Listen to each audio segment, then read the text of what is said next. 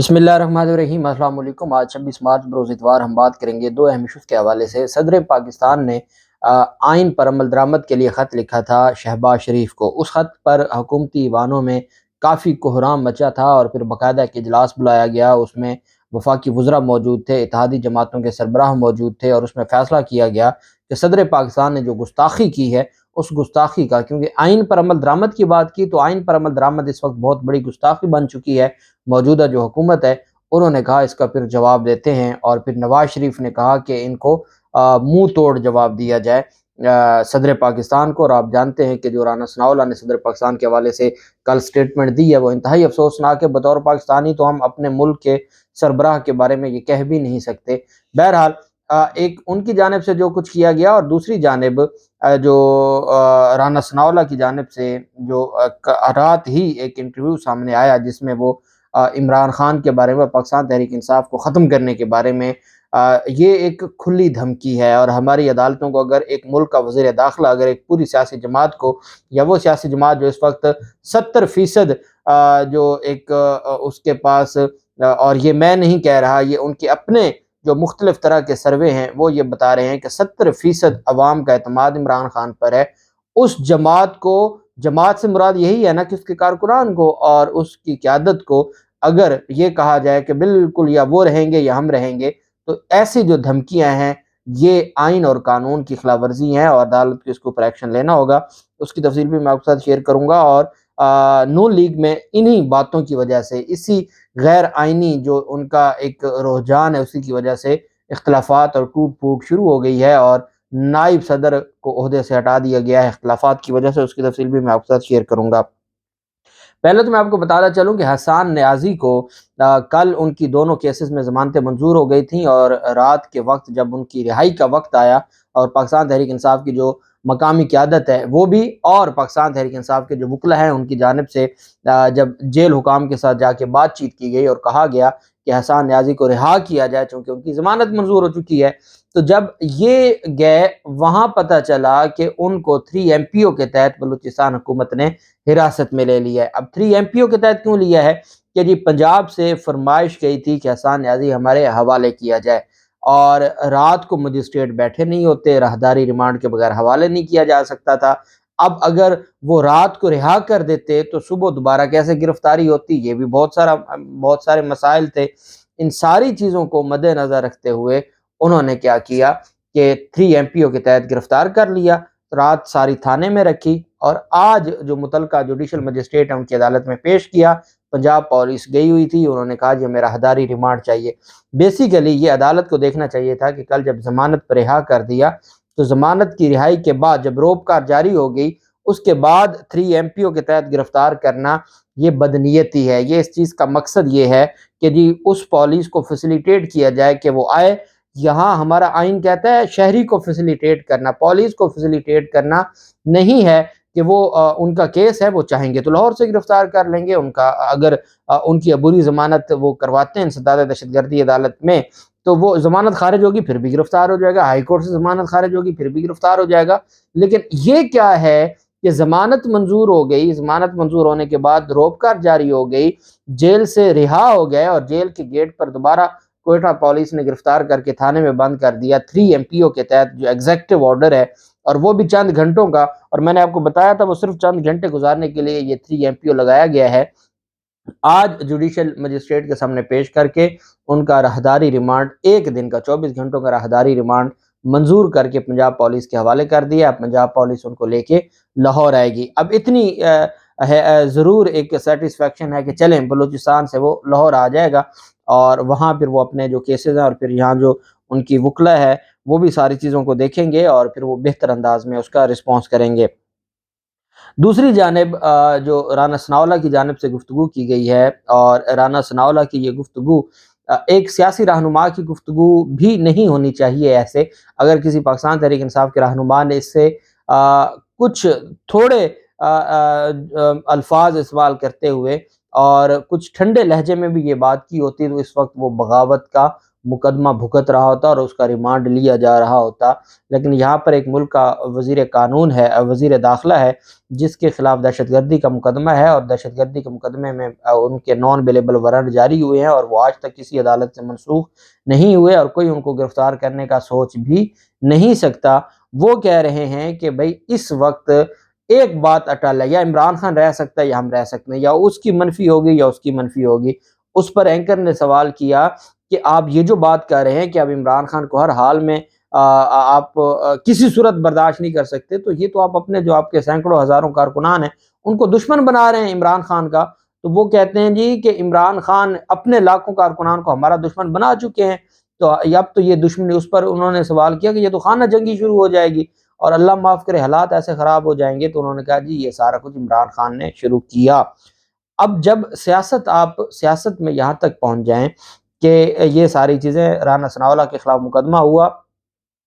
وہ مقدمہ جنہوں نے درج کیا، جو ہیڈ کرتے تھے اس ڈپارٹمنٹ کو، جنہوں نے یہ سارے ثبوت دیے، جنہوں نے پھر بعد میں فرد جرم عائد نہ ہونے دی وہ بات، اور رانا ثناءاللہ مجھے یاد ہے جب عدالت میں پیش ہونے آتے تھے تو ڈائریکٹ قمر باجوہ جو اس وقت آرمی چیف تھے ان کو انصاف کے لیے وہ آواز بھی دیتے تھے میڈیا کے سامنے کہ زیادتی ہو رہی ہے میرے ساتھ اور مجھے انصاف دیا جائے۔ آمدن سے زیادہ ساسوں کا کیس تھا، نیب نے وہ انکوائری بند کر دی، تو کبھی کسی نے رانا ثناءاللہ کی چادر چار دیواری کا تقدس پامال نہیں کیا کسی بھی، اور نہ ہونا چاہیے، عام شہری کا نہیں ہونا چاہیے۔ یہاں آپ نے ہزاروں کارکنان کے گھروں پر رات کو دھاوے بولے اور آپ نے ان کو گرفتار کیا اور ان کے خلاف کارروائیاں کی، تو میرے خیال میں رانا ثناءاللہ کو، ان کی اپنی جماعت کو یہ سوچنا چاہیے کہ وہ عوام میں مزید نفرتیں پیدا ہوں گی، کوئی عوام میں، کیونکہ اب آپ مانے یا نہ مانے اس وقت عمران خان کا جو جادو ہے وہ سر چڑھ کے بولنے لگا ہے، اور آپ کی انہی حرکتوں کی وجہ سے، انہی آپ کے بیانوں اور جملوں کی وجہ سے، اور جب آپ نے اپنی پوری جماعت مریم نواز، مریم اورنگزیب، عظمیٰ بخاری اور جو باقی ہنا پرویز بٹ یا عطا تارڑ جیسوں کے حوالے کر دی ہے، اور یہ ساری چیزیں سامنے آ رہی ہیں، تو میرے خیال میں بہت نقصان ہوگا، اور یہ نقصان پاکستان کو ہوگا۔ خدا کے لیے سیاست میں اختلاف رکھیں لیکن دشمنیاں نہ بنائیں، نفرتیں نہ پیدا کریں، اور اتنا نہ آپ کریں کہ پاکستانی ایک دوسرے کا گریبان پکڑ لیں۔ اس پر ضرور سوچنا ہوگا، اور یہ ہمارے بڑوں کو سوچنا ہوگا، ہمارے چیف جسٹس کو سوچنا ہوگا، یہ ہمارے اداروں کو سوچنا ہوگا کہ یہ جو نفرتیں بنائی جا رہی ہیں، بہت مشکل سے بڑی نفرتیں ختم کی ہیں، اور ماضی میں ان نفرتوں نے ہمیں بہت نقصان پہنچایا ہے، مزید نہ نفرتیں پیدا کی جائیں صرف اس وجہ سے کہ آپ کے پاس کوئی منشور نہیں ہے، کوئی حکمت عملی نہیں ہے، کوئی سیاسی سوچ نہیں ہے، اور اس بنیاد پر آپ کو یہ لگتا ہے کہ لوگ آپ کو ووٹ نہیں دیں گے، لوگ آپ کو مسترد کر چکے ہیں، لوگ آپ کو مزید نہیں برداشت کرنا چاہتے، اس بنیاد پہ آپ کیا اس حد تک چلے جائیں گے؟ اس پر ضرور سوچنا ہوگا۔ جبکہ دوسری جانب صدر پاکستان نے بڑے نپے تلے الفاظ میں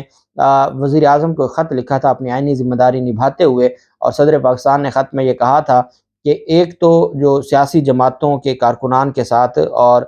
جو ہیومن رائٹس کی وائلیشن ہو رہی ہے اس سے ہماری جگ ہنسائی ہو رہی ہے پوری دنیا میں، اور یہ ایک فیکٹ ہے، یہ کوئی ایسی بات نہیں تھی کہ صدر پاکستان نے کوئی غلط بیانی کی تھی۔ اس پر کہا کہ آپ وزیر اعظم ہیں، آپ ایک سیاسی جماعت کے صدر نہ بنیں۔ اب یہ بات میں کہہ رہا ہوں، تشریح کہہ رہا ہوں، صدر پاکستان نے تو اتنا بھی نہیں کہا کہ آپ ایک سیاسی جماعت کے صدر نہ بنیں، ملک کے وزیر اعظم بنیں، لیکن حقیقت یہی ہے کہ وہ یہی ان کو سمجھانا چاہتے تھے کہ آپ نون لیگ کے صدر بن کے فیصلے نہ کریں، اور جو وائلیشنز ہیں ہیومن رائٹس کی وہ نہ کریں، وزیر اعظم بن کے کریں۔ اور ساتھ کہا کہ جب سپریم کورٹ نے 1 مارچ کا فیصلہ دیا ہے تو اس پر آپ عمل درآمد کریں، بجائے اس کے کہ آپ کہیں جی کہ ہمارے پاس پیسے نہیں ہیں، ہمارے پاس سیکیورٹی نہیں ہے۔ گناہ یہ ہے کہ شہباز شریف کو کہا گیا کہ انسانی حقوق کے اوپر آپ کام کریں، اور انسانی حقوق کی جو خلاف ورزی ہیں ان کو ختم کرنے میں اپنا کردار ادا کریں، اور سپریم کورٹ کے فیصلے پر عمل درآمد کروائیں۔ اس گستاخی کی بنیاد پر وزیر اعظم نے خط لکھ دیا، جواب دیا، اور انہوں نے کہا جی کہ آپ کا جو خط ہے وہ تحریک انصاف کی پریس ریلیز دکھائی دیتا ہے۔ مطلب یہ ہے کہ اس وقت پاکستان تحریک انصاف کی جو پریس ریلیز ہے وہ بھی آئینی ہوگی، اور وہ آئین پر عمل درآمد کی بات کرتی ہوگی، کوئی ادھر ادھر کی رانا ثناءاللہ والی باتیں نہیں ہوں گی۔ شہباز شریف نے عارف علوی کے خط کو یک طرفہ اور حکومت مخالف قرار دیتے ہوئے جوابی خط میں کہا کہ یہ کہنے پر مجبور ہوں کہ آپ کا خط تحریک انصاف کی پریس ریلیز دکھائی دیتا ہے، اور 5 صفحات اور 7 نکات پر مشتمل جوابی خط لکھ دیا ہے۔ صدر پاکستان کو اور کہا کہ جی حکومت مخالف آپ کا خط یک طرفہ اور حکومت مخالف خیالات کا حامل ہے جن کا آپ کھلم کھلا اظہار کرتے ہیں۔ آپ کا خط صدر کے آئینی منصب کا آئینہ دار نہیں، آپ مسلسل یہی کہہ رہے ہیں۔ شہباز شریف نے کہا 3 اپریل 2022 کو اپنے قومی اسمبلی تحلیل کر کے سابق وزیر اعظم کی آئینی ہدایت پر عمل کیا۔ قومی اسمبلی کی تحلیل کے آپ کے حکم کو سپریم کورٹ نے 7 اپریل کو غیر آئینی قرار دیا۔ آرٹیکل 91 شق 5 کے تحت بطور وزیر اعظم میرے حلف کے معاملے میں بھی آپ آئینی فرض نبھانے میں ناکام ہوئے۔ انہوں نے کہا کہ کئی مواقع پر آپ منتخب آئینی حکومت کے خلاف فعال انداز میں کام کرتے آ رہے ہیں، میں نے آپ کے ساتھ اچھا ورکنگ ریلیشن شپ قائم کرنے کی کوشش کی، اپنے خط میں آپ نے جو لب و لہجہ استعمال کیا اس سے آپ کو جواب دینے پر مجبور ہوا ہوں۔ آپ کو یاد ہوگا الیکشن کمیشن کو بھی ایک خط لکھا تھا اور انہوں نے بھی لب و لہجہ پہ بہت ان کو تکلیف ہوئی تھی، چونکہ جو رائٹر ایک ہے نا، جو رپلائی کر رہا ہے وہ دونوں طرف سے رائٹر ایک ہے۔ وزیر اعظم نے کہا انسانی حقوق کی خلاف ورزیوں کا جو حوالہ آپ نے دیا وہ ایک مخصوص جماعت کے سیاستدانوں اور کارکنان کے حوالے سے ہے۔ آئین کے آرٹیکل 10A اور 4 کے تحت آئین اور قانون مطلوبہ تحفظ ان تمام افراد کو دیا گیا ہے۔ انہوں نے کہا کہ قانون نافذ کرنے والے اداروں نے ریاستی عمل دراری کے لیے قانون اور امن عامہ کے نفاذ کے لیے مطلوبہ ضابطوں پر سختی سے عمل کیا ہے۔ تمام افراد نے قانون کے مطابق داد رسی کے مطلوبہ فورم سے رجوع کیا ہے۔ جماعتی وابستگی کے سبب آپ نے قانون نافذ کرنے والے اداروں پر حملوں کو یکسر فراموش کر دیا۔ آپ نے نجی و سرکاری املاک کی توڑ پھوڑ افراتفری پیدا کرنے کی کوشش کو نظر انداز کر دیا ہے۔ اور ساتھ انہوں نے کہا کہ آئین کے آرٹیکل 19 کے مطابق آزادی اظہار رائے پر ہم مکمل یقین رکھتے ہیں۔ اور ساتھ انہوں نے یہ بھی کہا انسانی حقوق کے حوالے سے کہ جی رانا ثناءاللہ پر منشیات کا مقدمہ بنایا گیا تھا، سیاسی مخالفین کا صفایا کیا گیا نیب کے ذریعے اور فلاں فلاں۔ ساتھ انہوں نے کہا جی کہ پنجاب اور خیبر پختونخوا کی اسمبلیوں کی تاریخ کا انتخاب جو ہے آپ کا یہ فیصلہ سپریم کورٹ نے 1 مارچ 2023 کے حکم سے مسترد کر دیا۔ آپ نے 2 صوبوں میں بدنیتی پر مبنی اسمبلیوں کی تحلیل پر کسی قسم کی تشویش کا اظہار نہیں کیا۔ صوبائی اسمبلی کسی آئینی اور قانونی مقصد کے لیے نہیں ہے، صرف وفاقی حکومت کو بلیک میل کرنے کے لیے تحلیل کی گئی۔ اگر 2 صوبائی اسمبلیوں کے پہلے الیکشن کرائے تو ملک میں اب بحران ہوگا۔ آپ نے آرٹیکل 218 کی شق 3 کے تحت شفاف، آزادانہ اور غیر جانبدارانہ انتخابات کے تقاضے کو بھی فراموش کیا۔ آپ نے آئین کو کی چھیڑ چھاڑ کی، اس وجہ سے جناب آپ نے گستاخی کی ہے اور آپ کی گستاخی معاف نہیں کی جا سکتی۔ اچھا، مزے کی بات یہ ہے کہ وزیر اعظم نے خود اب کلیئرلی یہ بات کر دی، اور یہ پتہ نہیں کون وزیر اعظم کو سمجھا رہا ہے۔ اب تک تو آپ نے کابینہ کے اجلاس کے منٹس بھی نہیں جاری کیے تھے، اب شہباز شریف نے خط لکھ کے صدر پاکستان کو، جو کہ ثبوت کے طور پر آ گیا کہ وہ خود کہہ رہے ہیں کہ بھائی 2 سپریم کورٹ کے احکامات پر اگر 2 اسمبلیوں کے الیکشن ہو گیا تو یہ آئینی بحران ہوگا۔ آئینی بحران سپریم کورٹ نے دیکھنا ہے یا شہباز شریف نے دیکھنا ہے؟ اب یہ شہباز شریف نے خود اس بات کو ایڈمٹ کر لیا کہ جی ہم اس وجہ سے نہیں الیکشن کروا رہے یا سپریم کورٹ کے حکم پر عمل درآمد کر رہے کہ آئینی بحران ہو جائے گا۔ جو اب تک چھپا رہے تھے وہ خود اب ان کا جو ہے وہ سامنے آ گیا۔ جبکہ دوسری جانب عمران خان کا جہاں پنجاب میں توتی بول رہا ہے، اور جس طریقے سے عمران خان کا آپ نے جلسہ دیکھا رات کو، اتنی زیادہ اوچے ہٹکنڈوں کے باوجود جلسہ ہوا، وہیں پہ خیبر پختونخوا میں تو اختلافات خیبر پختونخوا مسلم لیگ نون میں بہت شدت اختیار کر گئے ہیں، اور چونکہ خیبر پختونخوا میں تو عمران خان ویسے کلین سویپ کر چکا ہے،